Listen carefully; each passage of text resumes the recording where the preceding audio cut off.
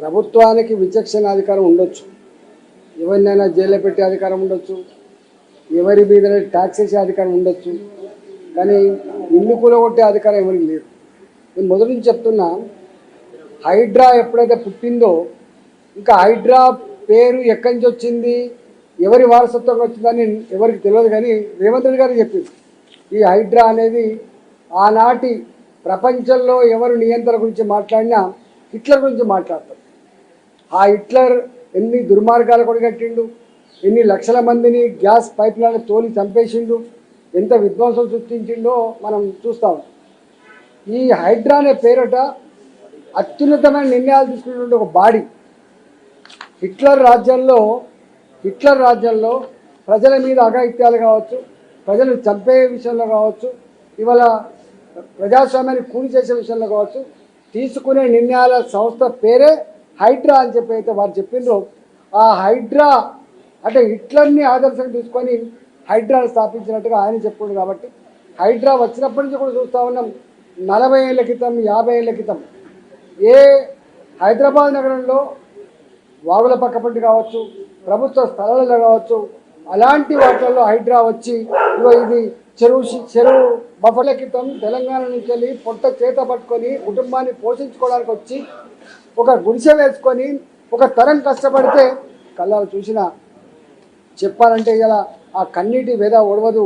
నల్ల చెరువులో ఇల్లు కూలగొట్టినప్పుడు బుచ్చమ్మ అనేటువంటి యాదవ మహిళ ఎట్లా చూసారు జరిగిపోయింది. కానీ హైడ్రా చరిత్ర చూసిన తర్వాత ఇది పేదల ఇల్లు కూలగొట్టేటువంటి ఒక సంస్థగా, ప్రజల్ని వేధించే సంస్థగా, ఇవాళ వాళ్ళకు అనుకున్న వాళ్ళకు భూములు కట్టబెట్టి వాళ్ళకు వ్యతిరేకంగా ఉన్నటువంటి వాళ్ళ ఇల్లు కూలగొట్టుడు, భూములు గుంజుకునే సంస్థగా అది రికార్డుకి ఎక్కింది. కాబట్టి కోర్టు అనేక సార్లు, నాకు తెలిసి ఒక 60-63 సార్లు ఇవాళ కోర్టు ధిక్కరణకు పాల్పడినట్టు చెప్తా ఉన్నారు. కాబట్టి గిన్నిసార్లు ధిక్కరణకు పాల్పడుతున్నప్పుడు మరి ప్రభుత్వం మార్చుకోవాల్సి అక్కడ ఉండే.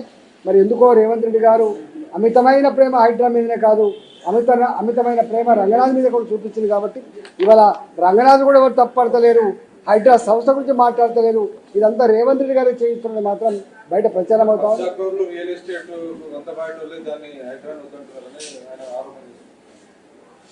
ఇది దాని మీద పోలింగ్ పెడితే మీలాంటి టీవీలల్లా ఈ హైడ్రా చేస్తున్న పని గొప్పగుందా చెడ్డగుందా అని చెప్పి మీరు పోలింగ్ పెడితే దాన్ని బట్టి తెలుస్తుంది కదా. దానికి నేను చెప్పలేదు, ఇంకోటి చెప్పలేదు.